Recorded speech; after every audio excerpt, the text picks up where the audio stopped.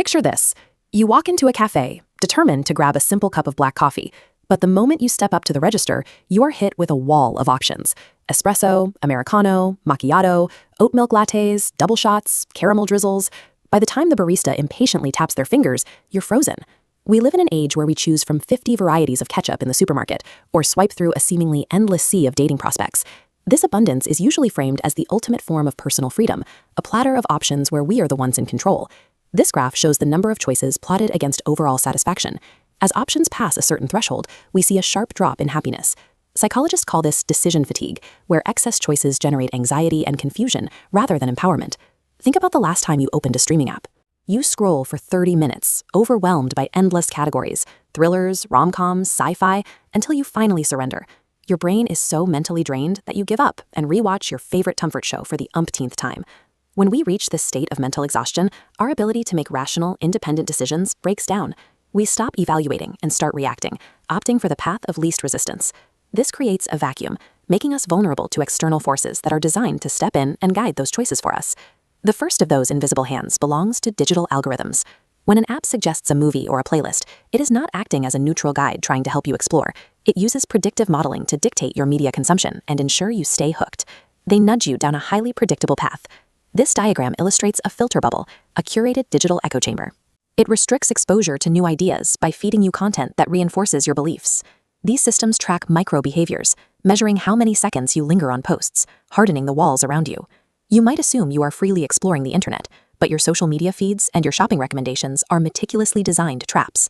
They know exactly what to show you to trigger a purchase or earn another click.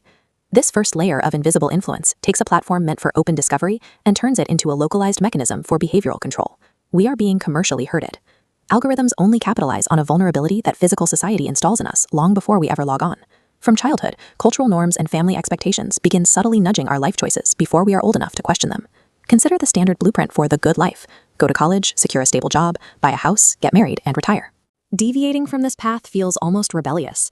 Yet we rarely stop to ask how many of those milestones were truly independent goals versus decisions made to appease deep cultural conformity.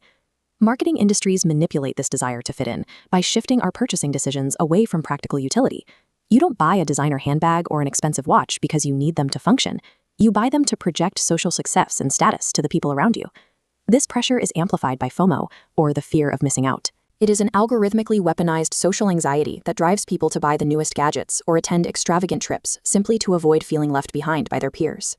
When a live event reaches this level of frenzy, the motivation to attend often shifts. Beyond the music itself, there is an algorithmically enhanced pressure to be present. The scale of the crowd reflects a collective response to a social requirement, where the choice to buy a ticket is driven by the fear of being left on the outside. Societal conditioning and marketing hijack our human need to belong. They turn cultural norms and status symbols into an invisible leash on both our finances and our futures. If technology and society are the first two layers, the third lies inside our own heads. We love to romanticize the idea of a gut feeling, an unfiltered inner voice guiding us. But our biology is highly flawed, shaped by years of subconscious cues that compromise our rational thinking. This graphic illustrates the anchoring effect. Our brains rely heavily on the first piece of information presented. If you see an artificially inflated original price, your brain anchors to it. When the price drops, you inaccurately assess the gap as a massive deal. We also suffer from default bias, the human tendency to take the path of least resistance. Tech companies exploit this by setting their most profitable services as the default standard on our devices, knowing we are unlikely to ever bother changing them. We even experience the illusion of personal preference, driven by the mere exposure effect. When you repeatedly hear a song on the radio, your subconscious exposure tricks your brain into genuinely believing it is one of your favorites. Our own cognitive biases act as the final, most intimate layer of manipulation.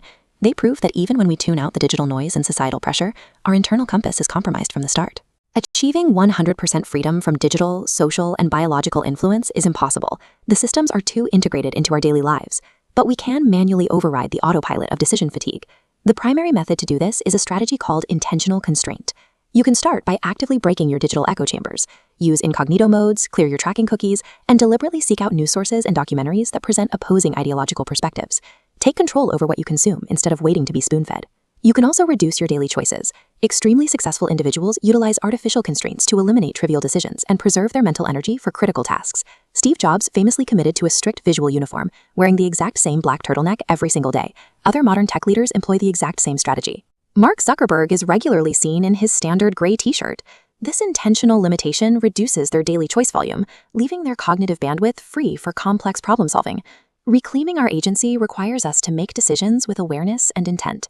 By consciously narrowing our options and limiting the noise, we ensure that the few